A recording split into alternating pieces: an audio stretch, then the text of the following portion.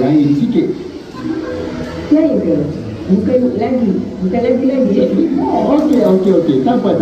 Saudari Lisa Suryani, apa yang ada di tangan saudari itu? Oh, ini namanya kompang. Takkan tuan kedai tak tahu?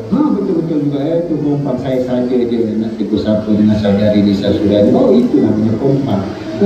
Saudari boleh main kompang? Oh, mesti dah boleh.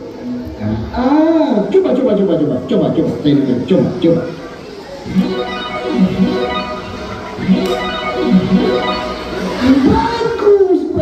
Bagus saudari Lisa Suryani. Sejak betul ini kompang tu. Saya tak sangka boleh memulakan begitu.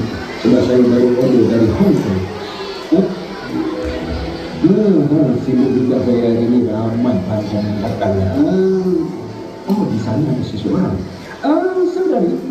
Saudari yang sedang memegang alat muzik tu, saudari sama-sama game tadi tu? Ya, betul. Saya datang sama-sama dengan ada orang dalam pasar. Patutlah sama bau. Okey, saudari, nama saudari apa? Nama saya Juliet. Tapi nama saya orang panggil Juliana Banos. Juliana Banos? Nanti saya tengok dulu. Ada gaya. Saudari Juliana Banos. Saya memang minat lagu-lagu Juliana Banos. Antaranya di sini ku merindu, yang itu pun merayu,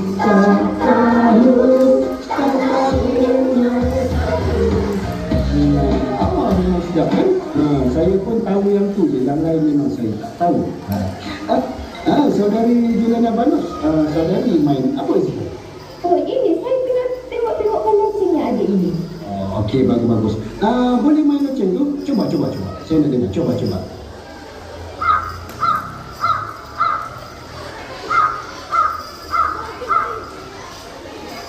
Oh, excellent. Bagus. Memang sedap bunyi loceng tu. Nah, saya dengar bunyi loceng tu. Saya pun tak sangka barang-barang dari Hong Kong ini memang berkualiti tinggi. Ini ramai juga yang datang kedai. Di sana ada seorang lagi saudari nampak saya ni. Nama saya tak pasal dia tadi. Saudari datang sini, saudari nama apa? Oh, saya. Nama saya Diana Daniel. Wow. Seorang lagi artis. Saudari Diana Daniel, dari pagi saya tak perasan saudari di sini. Saudari sedang buat apa di sini? Tak ada buat apa-apa, duduk je. Saudari main apa di tanah tu? Apakah nama alatnya? Oh, ini. Saya tak main, saya tengok handphone je. Jadi saudari Diana datang kedai saya tengok handphone. Okey, tak apa. Okey, cuba tengok. Cuba.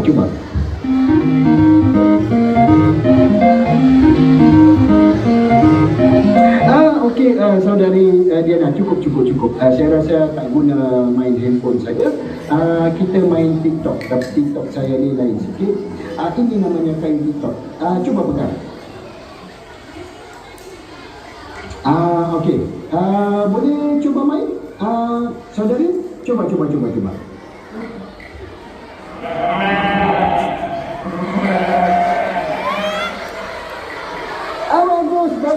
Bagus. Okey, semua pun sudah ada alat mainan di sini. Mari sini. Saya dengan bakat-bakat yang ada di saudari masing-masing. Apa kata kita buat satu kumpulan kuliah?